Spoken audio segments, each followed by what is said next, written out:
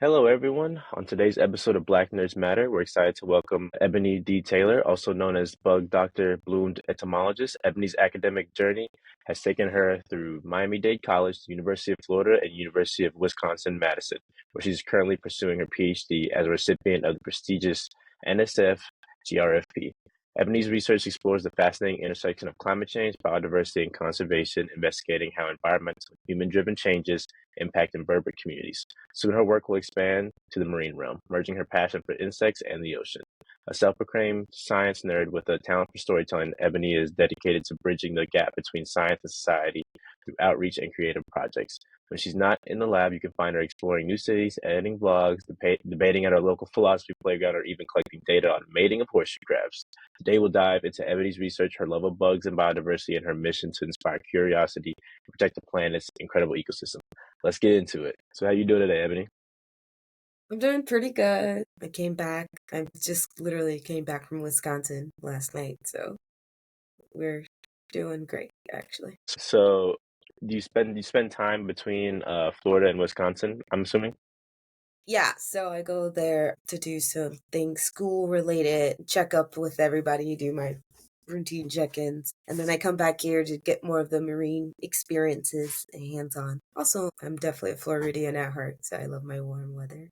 It was nice to see snow though. So your PhD is in Wisconsin. Are you working with University of Florida and Wisconsin right now?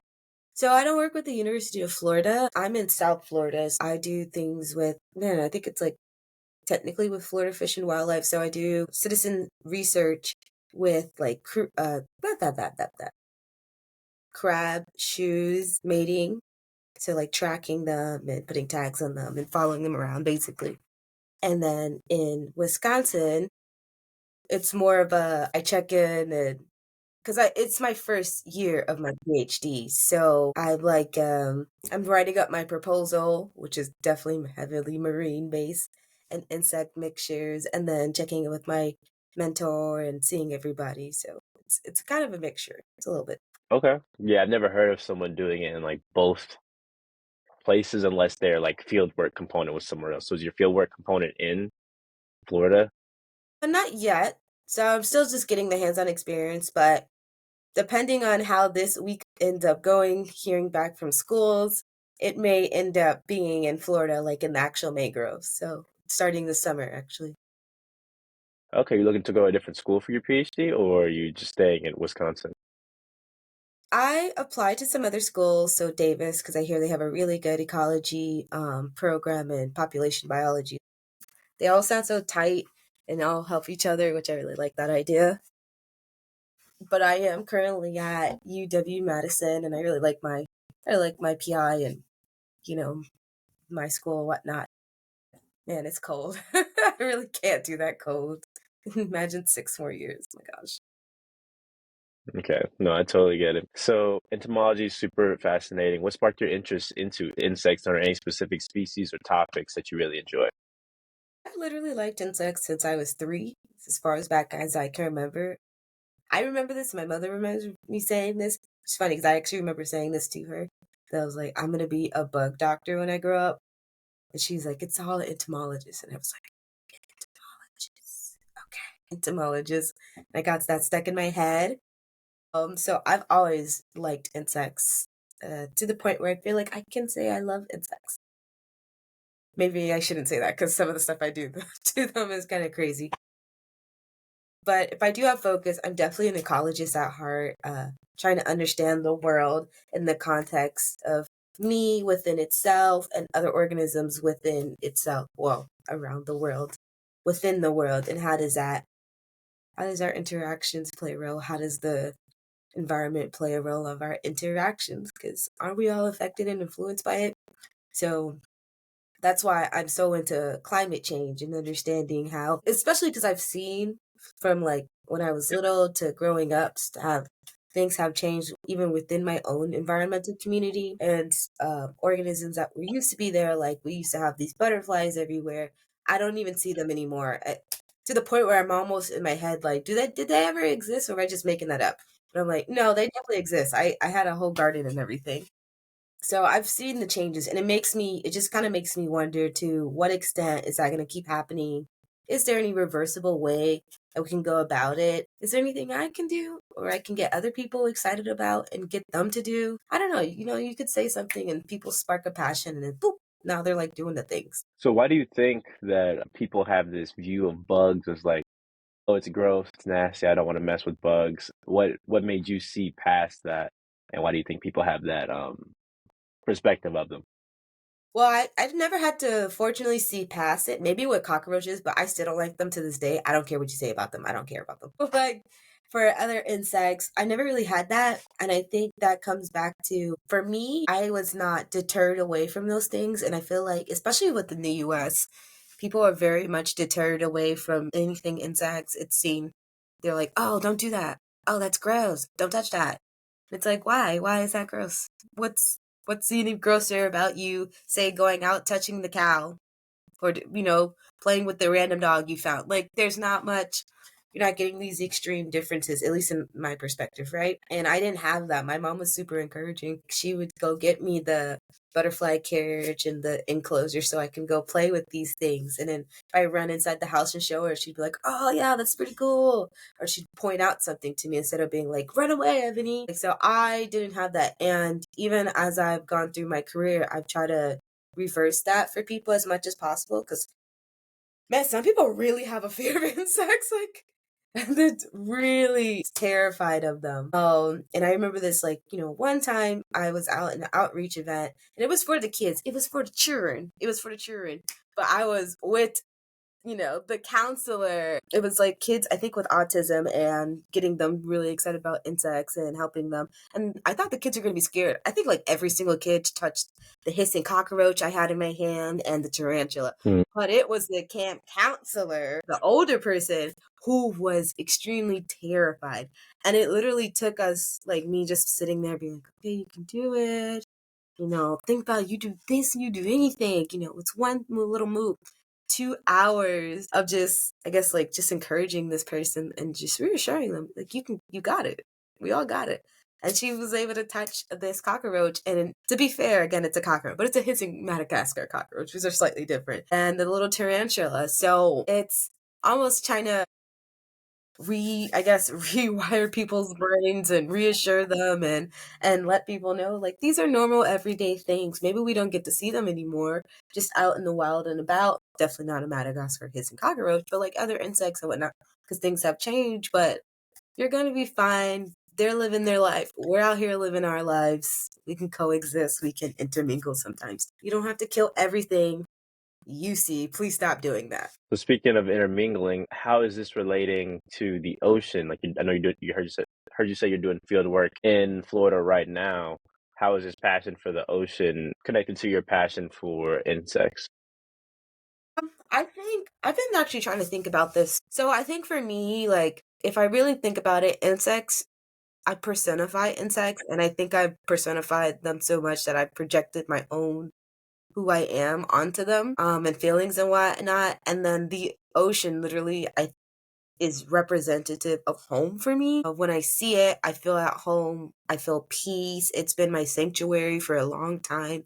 Even in times where I've had just not the best headspace, it's really just been such a steady ground. And I want to keep seeing it thrive. And I just go there sometimes and I get to see the joy that other people have just being around it and enjoying it. And it makes me wonder about all the other things that it brings to life, like other organisms that it keeps flourishing.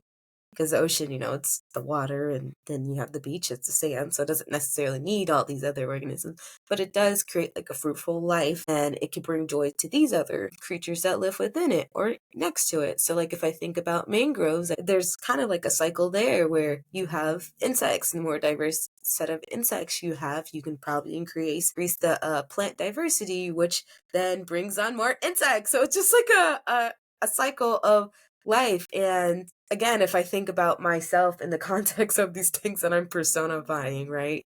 I think of how would a little Ebony or someone similar to me, right, would be in these environments and how could they thrive? And I wouldn't want to see harm to myself, and I don't want to see harm to these insects, and I don't want to see harm to other people. So I feel like it drives that passion more to make sure I can go understand everything I can about these environments and the insects within these environments. And insects contribute so much. Like, without exaggerating too much, I really feel like if insects go away, the rest of the world will soon follow and collapse. Like, environments, ecosystems, they're so important and key. So what does it look like in some of these habitats that I call home? And what do they do? Hmm. And then, like, insects on top of the ocean, how do they even get out there and survive? There's already a whole crew of people on that figuring that out, and they've been going on, I think, for at least 50 years with that research. There's just so much to learn. It's very intricate. So what particular are you interested in studying when it comes to the marine realm?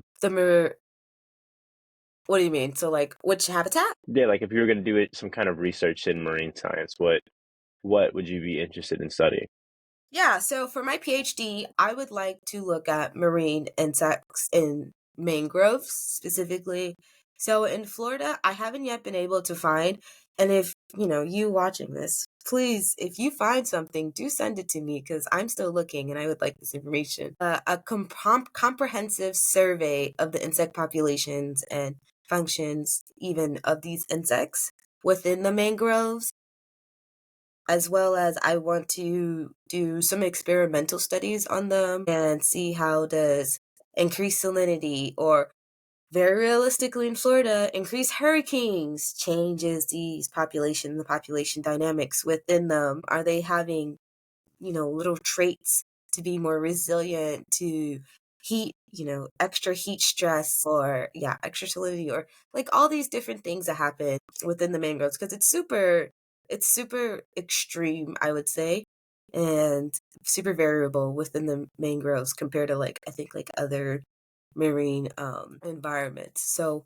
something like that I would be interested in doing. And I have this bigger idea of kind of like a little mad scientist for a lab, right? That I would have an invertebrate conservation lab, and I'd be able to take all these resilient traits that I find in insects over my time and then combine them in insects and then marine invertebrates just in general. That's why I call it invertebrates. And almost makeshift genetically modified resilient invertebrate against future different climatic changes. But we'd have to do a lot of testing for that. You can't just release stuff back into the environment without the government say so. But it's an idea I do have. These are generally my paths. That's cool. I'm excited to see what kind of species you're able to engineer. Oh yeah. So you talked a little bit about your mom and growing up in Florida. What was your childhood like and how did that impact what you're doing now? My childhood was pretty good. Florida, since it's so warm most of the year, although it used to get colder back in the days, but that has very much changed, except we did get snow in the north of Florida a few weeks ago. Super odd. Impossible. Almost, right? I guess it happened. But it's been great. I've been very much an outdoors person since I was little bitty, and I always had access to different type of science and materials. I've had other people and friends who were interested in science as well. I I'm not even okay. What okay, re-ask that question because my brain just whoop. So what? Hello? What'd you say? I said, can you ask that question again? Or like a Oh yeah, yeah, yeah. Just how your upbringing and your childhood affected the path you're on now as a PhD student. okay. So I've had two parents. They both got their higher education degrees. One has PhD, one has master's. So having this idea that higher education wasn't for me never was a concept. Actually, if anything, it was more like, is that really the path I want to take? Just because I've seen it happen. And then seeing, literally, my mom's a scientist, so I never had this idea that I couldn't be. For me, Black scientist was the prototype and is the prototype. So science has very always much been in my path, and intricacy, I guess, right, having like my mom being so supportive with giving me resources and putting me in, like, when we had science fairs and whatnot, and she helping me out with that. It was always just there. Like it just was a part of the nature. And then also encouraging in my, excitement in the arts and being like, how can you combine these two? you can always combine them. And I'm like, you can't combine science and art. Only 20 something years later for me to be like, oh, you can totally combine science and art. Actually, it's even much better when you do combine them. I think it's all very much influenced so much of what I ended up choosing, obviously wanting to be an entomologist and then wanting to, I guess I should mention this, I forgot. So why I'm so headstrong about science communication and making sure all the people in science, right? And science can be understood by most everyone as much as you can. Can you hear that? That's my dog. Most everyone is because like even when I was little, I had a speech impediment and it was to the point where nobody could understand me except for my mom or my brother. So they basically were my translators. And that went until I think at least 8 years old. So it was like that pretty long, and I was super excited about stuff and insects and whatnot. I'd like to tell people nobody could understand me, which really sucks. And then as I continued to get older, I really struggled with understanding concepts just in general, or just even understanding people. And I'm not really sure why that is today. I have my speculations, possibly why that is. But all those reasons kind of compiled together to make me want to make science seen in a different perspective. Like you have all these, it's not sterile, even though we have sterile environments sometimes. It's very fluid, just like people are, and it's lives in the shades of gray. It's not black and white, and we should be able to cover as much as that from different perspective as we want. And I really am for that so much. So prototype could do whatever we want. Speech betterment got better. We're gonna keep it making working. And made a channel, everything. I don't there's a bunch in there. It's all science. It's all science. So we're talking about science communication and art. And I remember last time me and you had talked, you were telling me about how you were looking to make your YouTube channel fun and cute and all that kind of cool stuff. What kind of projects and things you hope to do with the science communication aspect and with the art aspect of your work? Oh man. Oh, all right. At UW, I started, so we have Darwin Day events and like a Darwin Day community. And then within that, I started the Darwin Day art and science competition because I wanted more people to be able to see like what science can look like in an art form, but also more people would be more receptive to different science concepts and taking like very complex you know, not context, concepts, blah, blah, blah. That's possible. That's also part of this featured pattern, but but it's hard. It's really better. And then taking those and simplifying them or making it into something that people can interpret it a lot better. So would like to keep with that streak of maybe having more events like that. Not necessarily have to be like art, what's it called? Art shows, art galleries, although I do love me a good art gallery. Let's not play around. Something like that within that realm. But I did create a YouTube channel, Ebony Taylor Buds. Ebony Taylor Buds. There's a whole growth behind that, like flowery growth. Flowers. That wasn't intentional, but I love that matchup.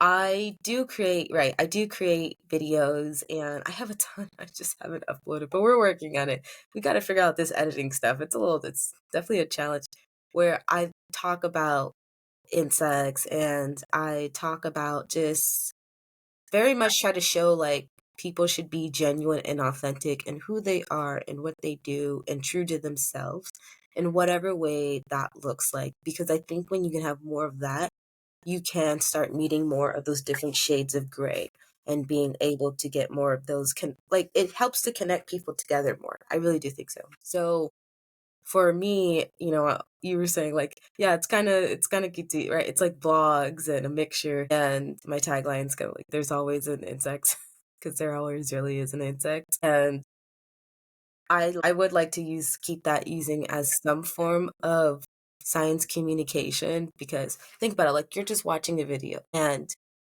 you see someone to just go out and they're traveling and whatever. Then suddenly, boop, pops up. There's this insect I'm talking about. Oh my God, did you see this butterfly? This butterfly is in danger. This is their plant that they like. You can't touch it. Don't eat this plant or you will die. And you didn't know any of that. But now you may go outside in Florida and you're having a good day and you're like, I know that one. I've seen that before. And maybe there's something about when you can get more people on the know-how and excited about something, they're more likely to personify it, right? And protect it and have care for it. I mean, think about like manatees, sea cows, sea potatoes. Look how big of a rising they have for that. Like, do they do stuff for people or do to people necessarily? Not necessarily. Are they great? Yes, but people literally pay money just to track them, just to see where they go for a year. They will just catch. So I just like how much more funding you can end up getting for that. Imagine the marine insects. Like we can get so much more funding for marine insects and figure out much more what they end up doing. Just the beauty within them and get such a big following. I really like all these ideas.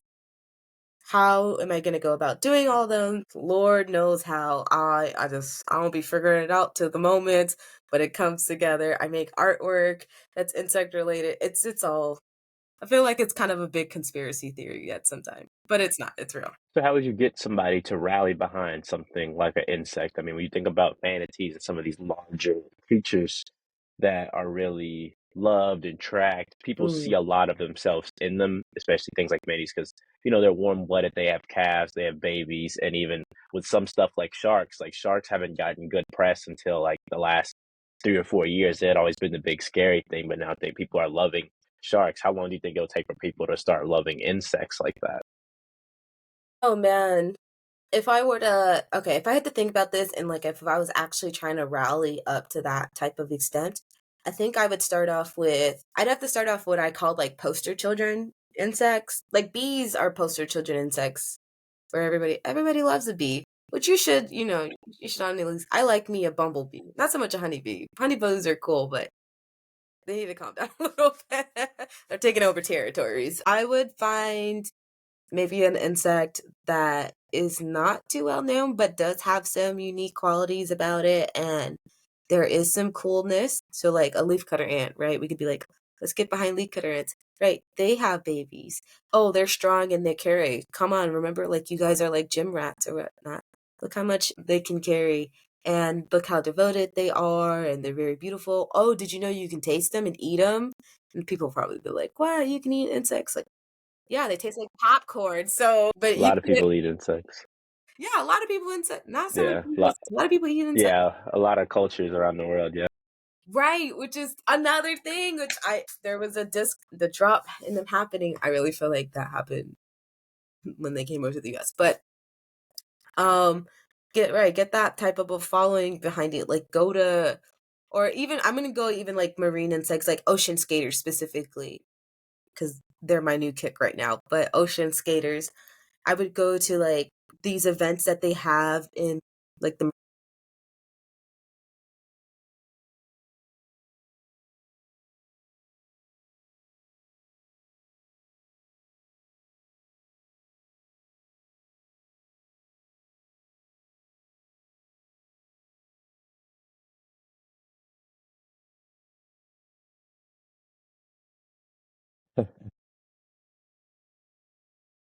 like now imagine that if you can have that for each insect. There's even a moth one.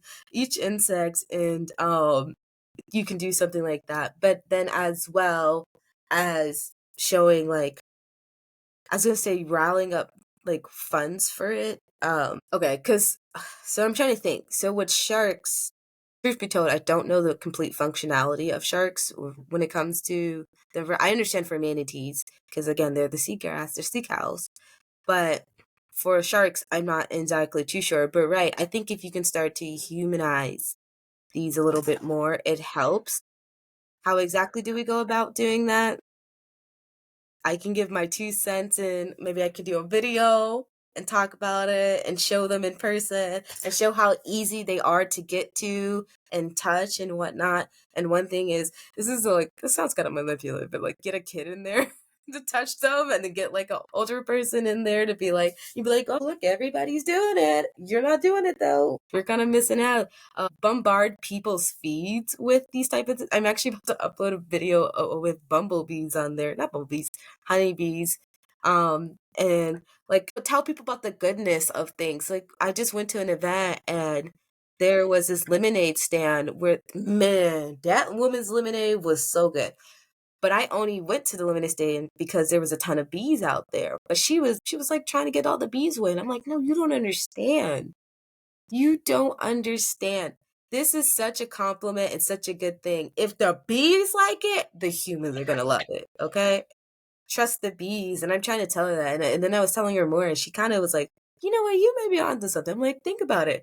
All these people here seeing it. And then there's like a bee on another guy's hat, and I'm just like, no, that means like you gotta change it instead of being like, you're gonna be attacked by this horrible thing. You change it to, wow, you are so lucky. Look at her resting on you. You're chosen right there. Or like ladybugs. People don't smack them too much. You're like, oh my god, land on me, be good luck, you know?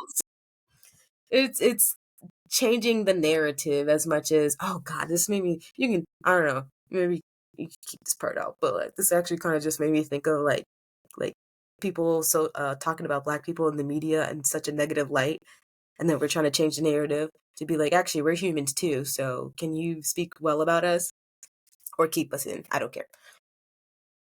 Yeah. I totally get it. I remember seeing I saw a video yesterday and it was like this dude saying, "Oh, my reaction to different bugs landing on me." And it was like a bee, he's like, "Okay, get off me," or ladybug, he's like, "Okay, like this is cool." And it was like a centipede and he's like, rolling around on the floor and stuff. And it was like a beetle and he was screaming and rolling on the floor, running around his house. And it was really funny, like it was hilarious, but it just made me think about what you said, how it's very different based on what people deal with. Even just, I mean, I think about myself and my relationship with insects, and certain ones I just don't like. Like I don't like grasshoppers, don't like things like that. But when it comes to spiders and and butterflies, ladybugs, bees, even like wasps and stuff, I don't get all freaked out. But it's certain things that just, I don't know. I don't know if it's like past trauma or like mammalian instinct, but there's certain ones that just make you go crazy versus like some people are scared of snakes and a lot of that stuff. So I think it's kind of Yeah. hard to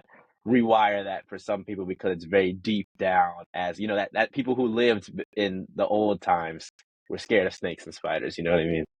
Right. I mean, I get it. Yeah, I totally agree. The grasshopper one got me. I'm like, I study grasshoppers. But like, yeah, it's such a deep rooted, like for snakes a lot, deep rooted fruit. But for insects, I don't get that concept as much. I'm like, what are we deep rooting scared? Because a lot of other people in the world just popping candy, meat. But it's like for us, I really feel like it's built into the culture, unfortunately. It's like, no, guys, these are great. Say hi. You want that spider in, it's not an insect, but you want that spider in your house, okay? Because why? Because she's gonna get all the little centipedes and all the little things you don't want, all the little roaches. Yeah, for me it's roaches. I know I've said I like insects. I'm sorry, I can't do roaches. Other than the Madagascar Hiskin cockroach. Maybe I shouldn't say that. That's very opposite of trying to get the message of love insects. But it's weird for me because like crickets and stuff like that don't bother me, but it's grasshoppers that do. Like when they get over a certain size, I'm like, no, this is not cool anymore. Or Like when the they blubberts? Like those big Yeah, ones? yeah, yeah. Like I hate those ones. Like I don't like how, like, especially growing up in Texas, we had huge ones, and I'd be cutting the grass, and they're flying all over the place, hitting me in my face, hitting me in my body while I'm cutting the grass, and that I think that like traumatized me as a kid because if it's crickets, like a little black one, it's like okay, cool, whatever. But as soon as it gets over like, this size and it can full on fly, not just hop, I'm like hell no. That'll do it. That's fair though. I think that's reasonable. Also, I called them was it the Bible, the plague grasshoppers. But you see, that's also another thing because when we talk about insects in negative context, we're talking about the plague. Oh, I'm talking about the plague, but it's usually not in a good light. It's usually not in a good light. Gotta Dude, rewrite if the it was storybooks. Dude, if that was like in, I don't know, like Bible or Babylonian times and they were having locust swarms coming in and just eating everything, I just had to deal with that many bugs flying and hitting me, I would just disintegrate. I cannot imagine. I cannot imagine how that would feel. That's like the scariest thing. That's like my own personal hell is experiencing something like that. Yeah. Like I've seen pictures online of that happening in like Africa and it being like it's almost dark outside because of how many Yeah. are in the air. That is terrifying. You'd be like, take Just me, Lord, all just take me. just all grasshoppers, that is terrifying. Yeah. I mean, yeah, I think any amount of large things, I'd be freaked out too. Yeah, that's fair. But it's also I get this sense of wonder from that because it's like that's crazy that that many things can rally behind each other to do one thing, you know what I mean? Like that's cool. That's why it's I think a lot of it is like a healthy fear, but also admiration because I can definitely get down with, and I think it's a very similar thing like we were talking about with sharks. A lot of people can get down and understand that sharks are cool, but they're scared of what could happen to them versus like me. I don't think anything's gonna happen to me. And like with you with insects, you know enough, you care about them enough, you know nothing's gonna happen to you. But it's just I feel like it's so hard to balance that because some people that that apprehension isn't admiration, it's I hate this thing, and I don't think that's okay. Yeah, yeah, it's definitely right. It's definitely hard, but I think it's kind of like what you're saying. Like you very much have to put in perspective one, this is not going to harm me. Again, it's like the knowledge piece. The more knowledge you have, the less like you are to act. But then you really do have to play on people's emotions of things. Like you can tell somebody, hey, this is not going to harm you. Don't swing at them, leave them alone, like a bee. And then the people don't believe it. They're like, no, my cousin Tina, third leg Mhm. removed, got stung 8 years ago, one time when she hit a bee. Oh, I wonder why. But then if you know, like, if you kind of what you're saying, I think if you put it into perspective, no, just how you go home to your family and, you get checked in on, hopefully, right? Bees go home to their little hive families and then they have other bees who come in and check up on them and, hey, how you doing? And then they're like, oh, they communicate. They do a little dance like how we do dances and they give directions. I was over here, go north. When you hit the south flower, turn left. And it's like, well, you do the same. You tell about your day. And then people are more likely like, oh, I can't hit that bee. I can't do that. Yeah. So, I wanna hear more about what makes you a nerd. I know you're a self-proclaimed nerd. I see about the philosophy debates and all those things. What kind of hobbies do you have, and what makes you a nerd? We're on Black Nerds Matter, so I wanna know. All right. I've literally been thinking about this question ever since you sent it to me. And truth be told, I'm like, this is probably the most nerd thing to do, but I had to look up the definition, and I can only go off this definition. But a nerd, by definition, according to Oxford, is a person who is extremely enthusiastic and knowledgeable about a particular subject, especially one of specialist or niche interest, or technical field obsessively with great attention to detail, which I think, yeah, that makes sense for both of them. So for me, what makes me a nerd is I think truly the enthusiastic that I have about insects and even to sometimes obsessive, which I try not to be, but then I look around, I'm like, I'm surrounded in insect stuff in this room alone. It's ridiculous, but I love it. Thank God I have this right. I think about doing other things in science or focusing on other organisms, and I just don't get that same type of feeling and enthusiasm. But I will literally meet a random person. Like I just met someone at the coffee shop the other day. The first thing in our 30-minute conversation, the first thing in our 30-minute conversation that we ended up talking about was the ant Facebook group chat that I'm in. And so, it's like, what, how, why that is. So it's like, what type of hobbies do I have? Wait, what would you ask? What type of hobbies do I have? Like you asked two questions. Yeah, like what kind of things make you like what other interests, what kind of hobbies do you have? Even just things that you love to do, because I want to know about you as a person, not just you as a scientist. Yes. Okay. Okay. I try different things out all the time. There's a consistency in trying new things. There's an inconsistency in what I'm going to try. All right. I am very much a open to explore type of person, open to trying new things. So like I went to a powwow the other day. I go to the moth because we got the moth. I don't know if you I just realized it's called the moth. It's insect stuff.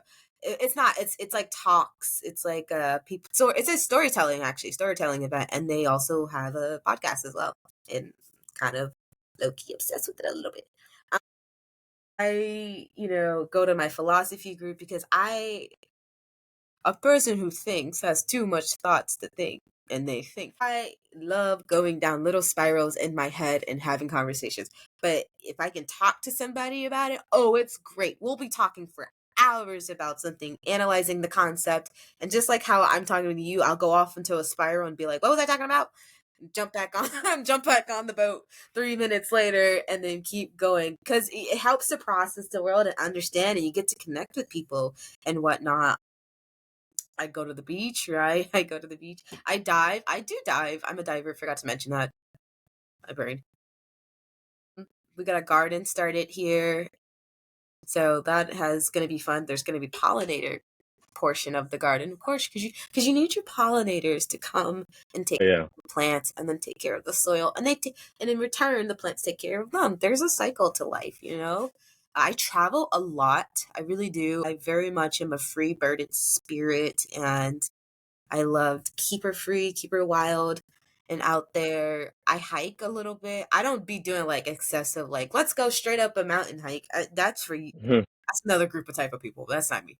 But I can go for a little stroll, or like a little incline, whatnot. I do enjoy biking when I can get out there. It's a little bit more not as steady in this part of South Florida. Not as many bike trails. Man, I don't know. It's so it varies. It really just varies so much. But if there's something new, I'm almost just willing to try it out just to experience it, because I really think life is just so much about experiencing things. And for me, it's like purpose is finding peace and calmness. Like I believe in God, I believe in Jesus, and I believe he wants me to find peace, right? Um, so for me, it's finding a peace and finding yourself and learning more about different parts of yourself. And how do you get to do that? By having more and different various experiences in life. So that's what I like to do. So you've done a lot of traveling. You have this big personality. I feel like you'd be a natural for field work. How often do you go out and field work, and what are some awesome experiences you've had doing it? That is so funny you say that, because I really don't be going out to the field.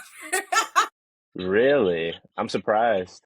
I mean, as much as you say you like to do new things and do all these different things, I would think that you would be like the main person doing field work. Well, man, field work is actually very repetitive. So I feel like I can see myself not. Um, well, let's think. Okay, so years ago, I went out in the field more when I was an undergrad. But as time goes on, I've been wanting to redirect my mind state to being more involved in like the analytical process, because it's a skill you got to learn and build, and it's not a skill I had before. And now through my master's, I at least started the foundation of it, and pretty strongly, and I want to keep building it and being the person who can come up with these ideas, and then being like, okay, team, like let's get together and do this. Like leadership, I'm all over that. I got that. I'll be like, oh, you do this, and come talk to me, and let's talk about it. And if you have suggestions you want to improve and add to it, let's do that. But field work, I do like when I go out there. Like I went out to the Rocky Mountains to go get my grasshoppers, and that was mind blowing. No, No, it was great. hell no.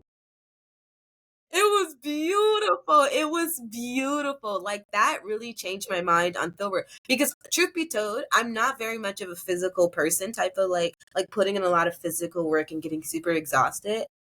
That does I went out to the Rocky Mountains to get grasshoppers, and it really opened my mind to like, man, I think I like field work more than I thought I did, which is why I'm hopping into the mangroves, full head, because first of all, I didn't even know we were in the Rocky Mountains, which is kind of crazy. I flew all the way out there, got drone all the way out there, and didn't even know where I was.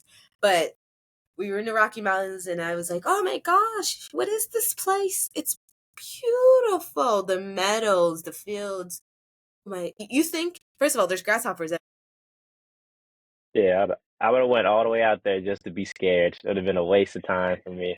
But you would So have much. eventually conquered your fear, because we would have had you out there for a while. Yeah, and it's just like that alone opened my mind up and my perspective to a world I literally had never seen before, to the point where I was like, I can do more field work actually, and I can go do more camping out in the world. I saw a moose. I saw a moose. It was crazy. Oh, really? That's Yeah, awesome. a teenager moose, and I was like, look at God. Yeah, I'm sure it was still huge. Well, it was huge. We were super far back, but you could tell because I still had the baby fur on it. Yeah. But like, yeah, field work.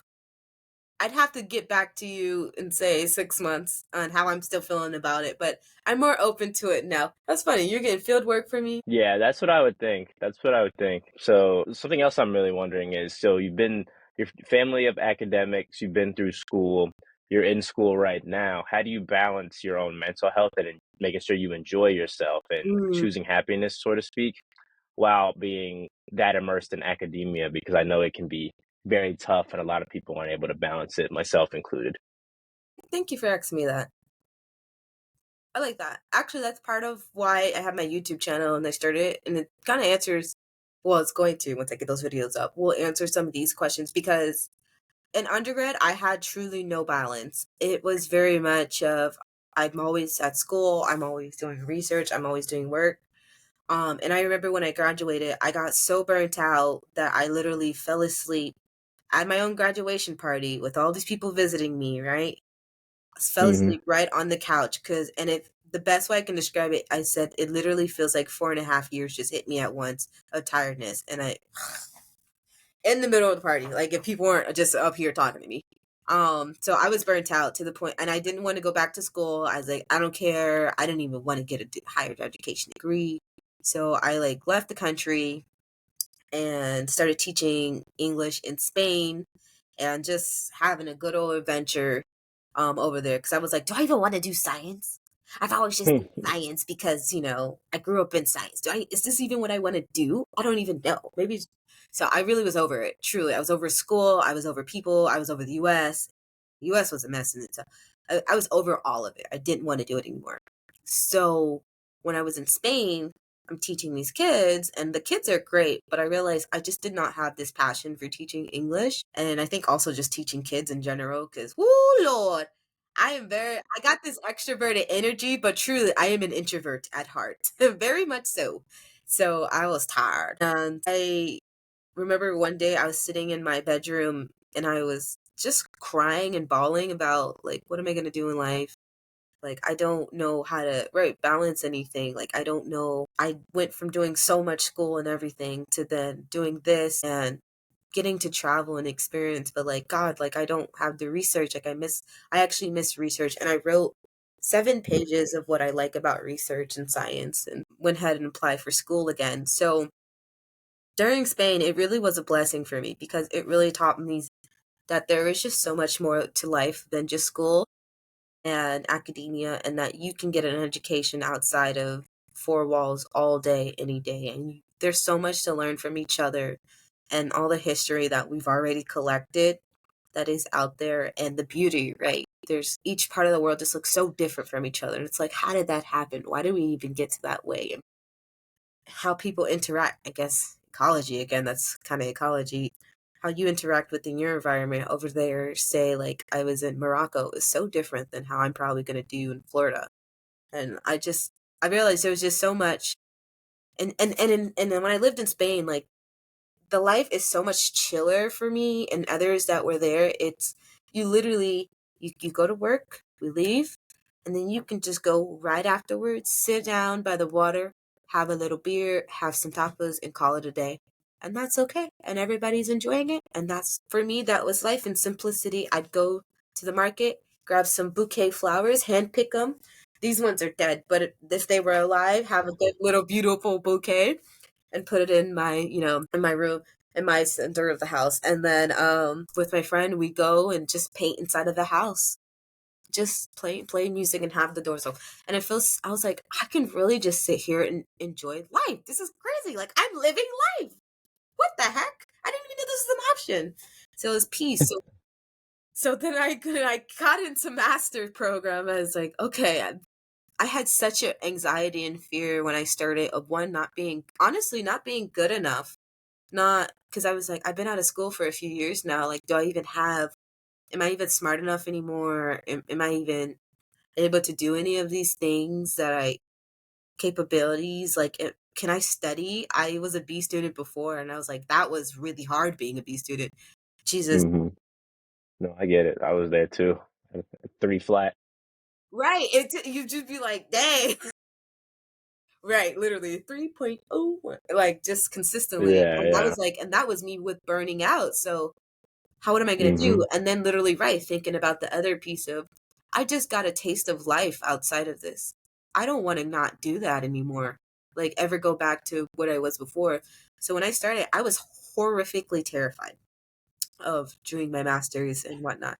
But as time went on, I realized that fear actually helped settle in for me that I will make sure that I am doing life simplistically and I will make sure I'm enjoying it. So I force myself to have a schedule and I'm like, on the weekends, ain't no work happening unless it's fun Yeah. work. And if I'm not done by, I clock out. Back in the day, I used to be able to clock out at 2 p.m. and be out of there, but I got up really early, like clock out at 2 and then go do other stuff. I tell people, because I'm on panels, like I tell people, pencil in fun work. If there's an event, you pencil it in. The same way you do a meeting, you have to go to that meeting. Guess what? You got to go to that powwow. You got to go. Mm.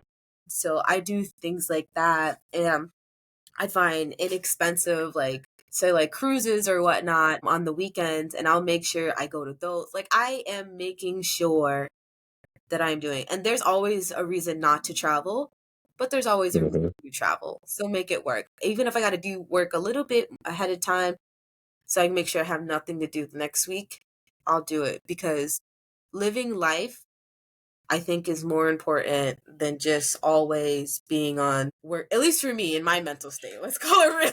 Oh, and I go to therapy. I forgot to mention that. I go to therapy. Philosophy group is not therapy, but it also helps talk out things and process and kind of brings things to my attention. Like, oh shoot, I didn't even think that was getting at me. So there's a lot. There's a lot, but it's all worth it, and it makes a very beautiful life for myself. So you talked a bit about a few struggles you've had. You mentioned being so tired after school, trying to figure out what you want to do, and even just the constant schedule of science.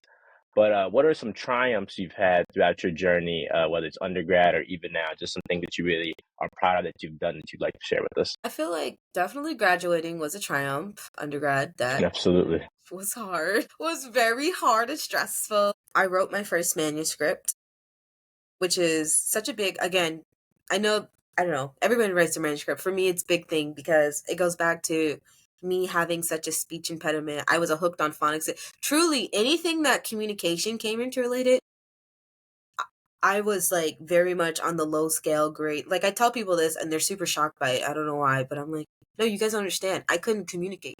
I would be like, and people would be like, what? And I'd be like, that made perfect sense to me. You didn't understand that? Or like writing and couldn't spell words and whatnot, or sentence structures. So I just wrote my first manuscript and turned that in. And that it's wild to see that. Like, wow, I feared doing this and then I did it. It took 20 some years, but I did it. I'm very proud of me going to therapy because I definitely was one of the people. And especially, I feel like it's actually a lot less now, thank God. But years ago, especially within the Black community, such a big no no. Getting treated, mental health, no, no, you don't do that. Hmm. And like showing vulnerability, no. And I was on one of those people list, like, I'm never going to be vulnerable. That's for the weak. Don't talk to me.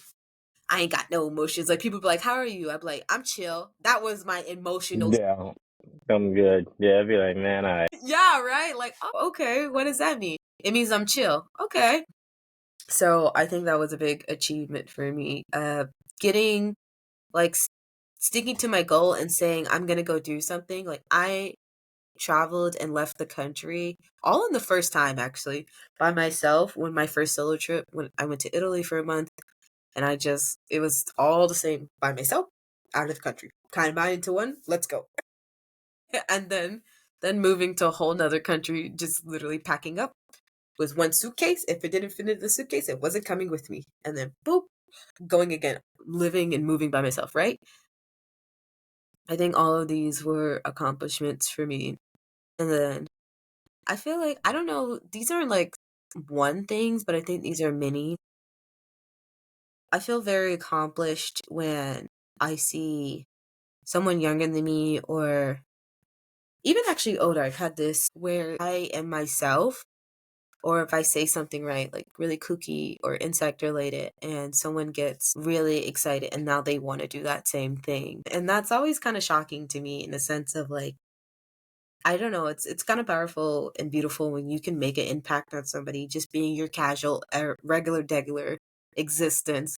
And someone resonates with that so hardcore that they're like, I want to do that. It's like I have older people being like, man, it's really beautiful that you're yourself. And then I have younger kids being like, I want to be an entomologist. Like, and wow, I didn't even know I could study bugs. That's so cool. It's just, I don't know, there's a lot of beauty in it. I think we're very discouraged to be ourselves. We try to be herded. So when people are, so it's a great, nice thing. Yeah. I think a lot of people don't know how much they inspire others or how much hope they give to other people. In that sense, I mean, you can do like some small stuff, even like you said, being yourself or doing something out of the box, and people be like, "Wow, that's really supportive. Oh, that's really cool." I'm like, even for myself, like seeing how many people from like high school and like middle school that I knew that like support my show and stuff. Now I was like, I didn't even know if you guys like still remembered me. Like it's been like a long ass time. You know what I mean? So it's like stuff like that is really cool to see. I think at every walk of life because it's not always just the people that are your friends or your family. It can be like a random passerby who saw you one day and is like, they seem like they can be a really cool person. They'll follow everything you do for the next time and then be there and be like, yeah, I knew you'd be able to do that. And I think that kind Wow. of stuff is awesome. Yeah. Yes. Yes. People make such a difference. That's why you just gotta say what you say. Say it with your chest. Be who you are. Be blessed. All of it, man. You gotta do it. Yeah. Absolutely. So I have two more questions for you. We're running lower on time. What are like four or five of your favorite insects, personal favorite ones? I mean, you can go into scientific names, all that stuff. I'm sure people will want to know. And what kind of advice would you give to someone in your position? What kind of advice would you give to like 13, 14-year-old Ebony when if she was asking you what we're gonna be when we grow up? Superstar. You're gonna hate this. I don't have a favorite. I get asked this question every month, and I still to this day I'm like, I can't. But for some reason, what comes to my mind is leafcutter ants, and I don't know if that's because I worked with them and I just saw they were so dope. Like they weren't scary to me at all. They really were just like boop, boop, working together, collecting flowers, boo, boo, boo, boo, getting leaves, and then going back into the colony, disappear. And like they're just so strong. They look so skinny. And they're like walking around super buff, and some with the big old heads. And I really want to try a leaf cutter queen ant. I hear that tastes like popcorn. Um, but so I guess you can say maybe leaf cutter ants, but that doesn't feel accurate. I don't think I have a favorite, but I will just tell you about other insects, just so you can know about five, right? There are ocean skaters, which they're on top of the ocean. They they don't live underneath the water, surprisingly. I guess not. And they skate real fast. And they're really cool because the sun can hit them and they don't get sunburned and they float since they're hydrophilic, super hydrophilic. There are carrion, like these carrion beetles. So you can, if you have bones, you know, ooh, this sounds like How to Get Away with Murder, but it's not. It's not. That's not for the purpose. If you're like have bones and you want to clean the bones, you can put them in there and the carrion beetles will eat all the meat without eating the bones and they get them nice and clean. And then maybe you have a very nice museum and you want to put bones on display. Well, there you go. You can put them. Or I have a friend who took a human hip bone and she painted it. I don't know how she got the human hip bone. I think she got it off the side of the road. But you can get creative, is what I'm saying. And I can't think of two other insects, which is hilarious. Like I don't know insects or something. But that may just be on the spotlight. Um, and then I think about fireflies, because not lightning bugs. I don't care where you're from. Fireflies, and because of Ray from Princess Tiana movie. Hello. You know he got the like 1, 2. That's like actually my favorite character. At Firefly. So those are my top insects that come to my mind. And then if I can look back on 13, 12-year-old Ebony, who was I? Where was I? First of all, 13. What age? What group? Well, age? What group I would have been in? Was that middle school? Yeah, seventh grade. Seventh grade. Where was I doing in seventh grade? Okay.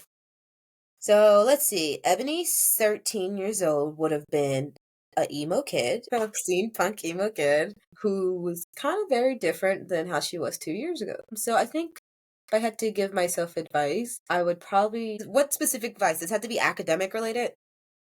No, just for life, like someone who's growing up and trying to have the career you have doing science, entomology, like what would you tell them if I they're ever would. down on themselves or trying to figure it out? Oh, I would tell her 1, you are loved. You are loved. And 2, even if people talk about it now down or beat you up for it, what you're doing is so amazing and so cool, and you will always have a passion and heart for it. And you're gonna learn later, and hopefully start doing it now, that that matters more and that enjoyment than what other people are thinking and perceiving. Because guess what? You're the trailblazer. You're gonna end up being one of the reasons why people like insects, even if you can't see it now, and even if they can't see it. But trust me, later on, they start letting you know. You're in a beautiful direction, and you don't have to worry about if you're going to higher education or going to college. I didn't even think I was going to college actually when I was little. So again, I had these 2 parents, and I didn't even think I was going to college because I really made a whole academic turnaround. I just want to say that I went from bottom of the trenches academia to top dog, and then boom, crash. So it's okay. Even if you don't go to the places that you want to go, God's going to put you in the places that you need to be. I know in that moment you don't actually believe in anything, but just know later on it comes together. It comes together, it works out, and you do find peace. I think I need to tell myself that. You find peace. You find a lot of peace. Sweet. Thank you so much for sharing that. It was really insightful. I was really happy to have you on the show. Your energy is wonderful. And I love how excited you are about your thing. You know, like people who love their niche interests, whether it's Star Wars or insects or sharks or whatever it may be, just seeing how much love someone has for something that may not be as significant to other people is a big deal because you only know what you love. That's so true, which is why it's nice watching, podcasts like yours, because then you find about other things. You're like, I didn't even know that existed. Wow, that person's really excited. That's pretty cool. Absolutely. Well, thank you so much for being on the show. Thank you, everyone, so much for listening and watching. You can support the show by subscribing on YouTube, following us on Instagram and on Spotify, buying our shirts. We have plenty of new styles and colors coming in, and even some hoodies. Really excited for people to check those out, and even checking out Ebony's YouTube channel. She's getting it together, and we're excited to see where it goes. Ebony Taylor Buds. Ebony Taylor Buds, like a flower, budding and growing, because we grow and continue to grow as people. All right, yeah. Thank you guys so much for joining. Black Nerds Matter, out. Ciao.